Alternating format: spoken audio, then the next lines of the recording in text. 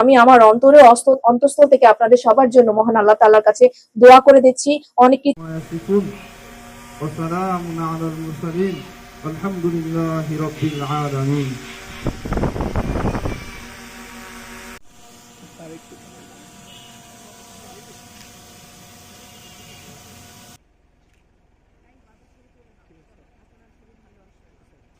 কাজ যেটি আসলে জাতি ধর্ম বর্ণ নির্বিশেষে সবার জন্য একটি ভালো লাগার জায়গা, যে আমরা যাদেরকে স্পেশাল চাইল্ড বলি, আমাদের আল্লাহ তাআলা যাদেরকে পাঠায় পৃথিবীতে, তাদের জন্য তাদের একটুখানি ভালো লাগা, তাদের একটুখানি উন্নয়নের জন্য যে একটি কাজ করার তৌফিক মহান আল্লাহ তাআলা আমাদেরকে দিয়েছে।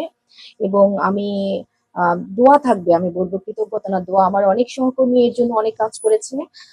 আমার ডানে বামে আছে আমাদের ডিডিএলজি আছে, আমাদের সিইও আছে, জেলা পরিষদের সদরের উপজেলা নির্বাহী অফিসার, আমাদের এসি ল্যান্ড, আমাদের এনডিসি, আমার একজন এডিসি চলে গেছে শ্যামল, আমাদের আরেকজন এডিসি এই মোমেন্টে অ্যাবসেন্ট, এডিসি শিক্ষা আমাদের সে হচ্ছে শঙ্কর, সহ আমার জেলা প্রশাসনের নাজির সহ আমার অন্যান্য কর্মকর্তা, এডিসি জেনারেল আছে, সবাই আসলে অনেক সহযোগিতা করেছে আমাকে। আমাদের জেলা সমাজসেবা কর্মকর্তা, এই জায়গাটি এখানে আমরা যেখানে আজকে দাঁড়িয়ে আছি সেই জায়গাটি কিন্তু একটু গর্ত ছিল, যেখানে বর্ষার পানি জমেছে।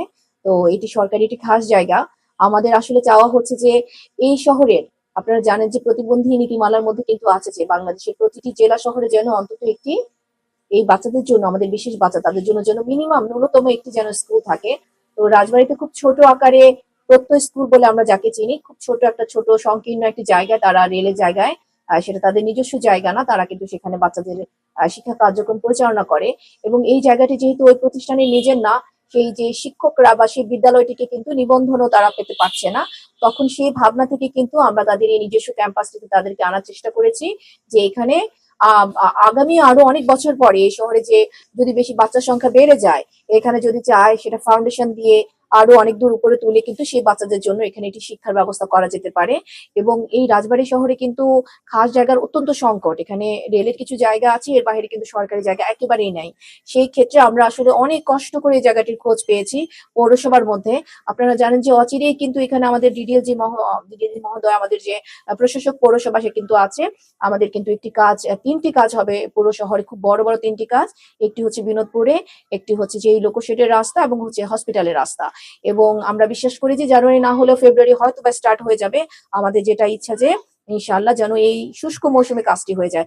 ওই কাজটি হয়ে গেলে এই রাস্তাটি কিন্তু একেবারে চকচক হয়ে যাবে, পৌরসভার সুন্দর একটি জায়গা আরো সুন্দর জায়গায় পরিণত হবে। এই সুন্দর কমিউনিকেশন জায়গা দিয়ে আমাদের যে বাচ্চাগুলো আসবে, আল্লাহ যাদেরকে বিশেষ বাচ্চা হিসেবে আমাদের কাছে প্রেরণ করে, এই রাজবাড়ির যে বাচ্চা